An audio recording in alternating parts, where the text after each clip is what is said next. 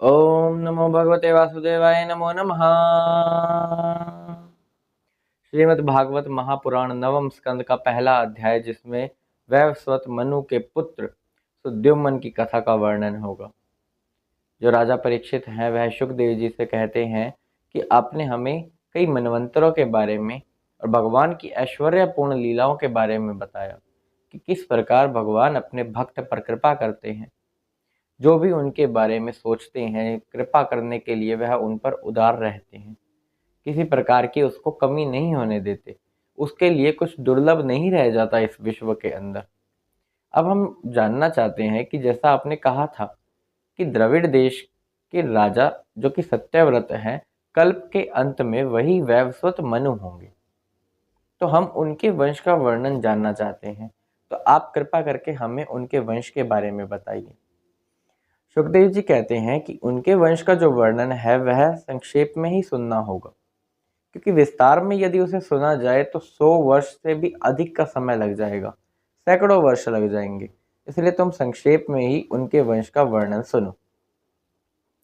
भगवान के नाभि कमल में ब्रह्मा जी की उत्पत्ति हुई।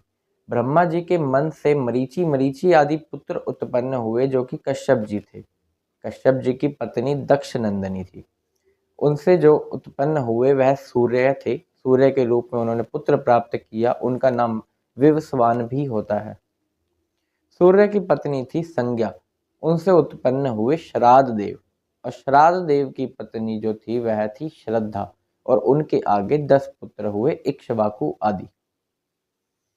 अब यहाँ तक वंश का वर्णन सुनने के बाद यह सुनिए कि वैवस्वत मनु जो था वह पहले संतानहीन था।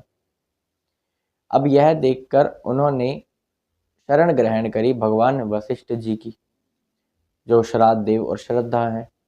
उन्होंने वह शरण ग्रहण करी कि हमें पुत्र की प्राप्ति हो।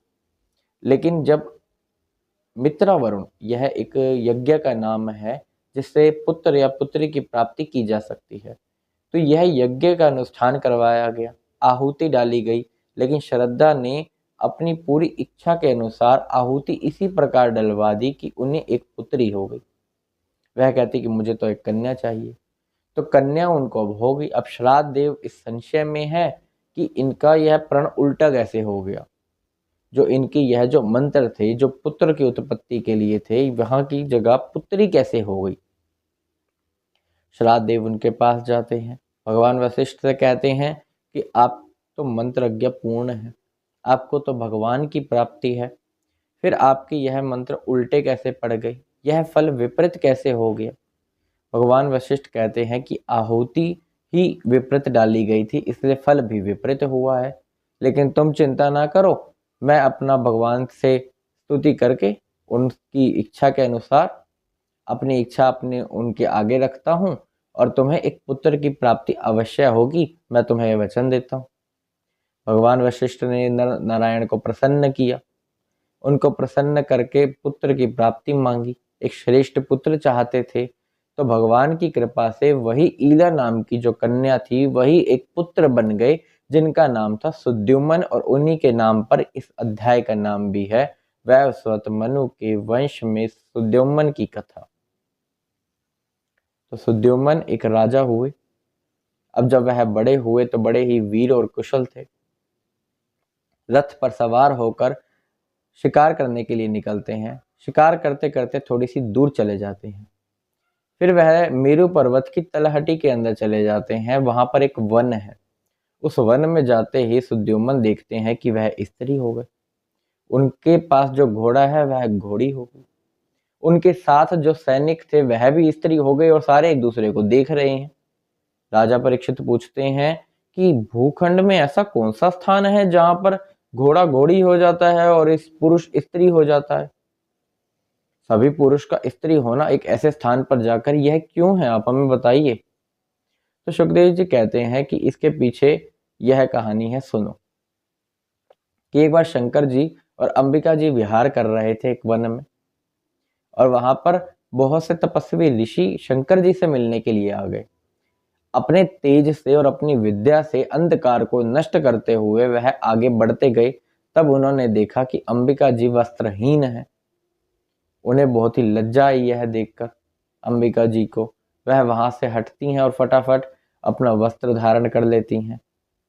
अब उनको मनाने के लिए, अंबिका जी को प्रसन्न करने के लिए भगवान शंकर कहते हैं कि इस वन में मेरे सिवा यहाँ कोई भी आएगा तो वह पुरुष स्त्री बन जाएगा।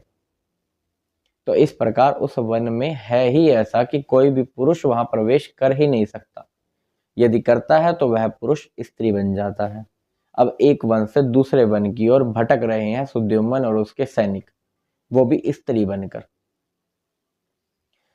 अब वहां एक वन में राजा जब आते हैं, वहां पर उस वन में एक बुद्ध नाम के ऋषि रहते हैं।